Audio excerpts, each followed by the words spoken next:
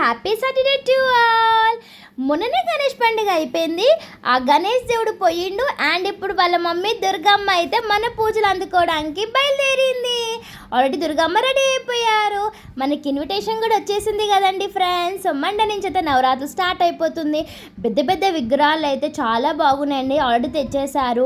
మండపం కూడా రెడీ అయిపోయింది. ముగ్గులు వేసేసేయండి, ఇల్లంతా క్లీన్ చేసేసేయండి. ఎందుకంటే మన దుర్గమ్మ మన ఇంటికి వచ్చేసింది. అందరు చాలా కష్టపడి ఉపవాసం ఉంటారండి. ఎవరైతే ఉపవాసం ఉండలేకపోతున్నారో అసలు ఏం ఫీల్ కాకండి. మన ఇంట్లో వాళ్ళు ఎవరైతే మమ్మీ వాళ్ళు అండ్ మన సిస్టర్స్ వాళ్ళకి రెస్పెక్ట్ ఇచ్చి వాళ్ళని మంచిగా చూసుకుంటే చాలు. మన దుర్గమ్మ కూడా చాలా హ్యాపీగా ఫీల్ అవుతుంది. మన మమ్మీ వాళ్ళు అన్నం పెడతారు అన్నపూర్ణదేవిగా అండ్ మన పెద్ద సిస్టర్ లక్ష్మీదేవి లాగా, చిన్ని సిస్టర్ చదువుకున్నప్పుడు సరస్వతిలాగా అనిపిస్తుందండి. సో వాళ్ళని మనం రెస్పెక్ట్ ఇచ్చి మంచిగా చూసుకుంటే చాలా దేవుళ్ళు చాలా హ్యాపీగా ఫీల్ అవుతారు. ఈ నవరాత్రులు మీరు చాలా బాగా జరుపుకోండి. మీకు వీలంత వరకు పూజ చేయండి, దాంట్లో కూడా ఆడండి. బాయ్.